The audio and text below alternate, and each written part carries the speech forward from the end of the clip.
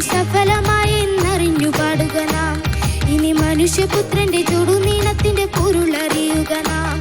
എന്റെ അടുത്തു നിൽക്കുവാൻ യേശുവുണ്ടേ, എല്ലാരും വരുവീൻ.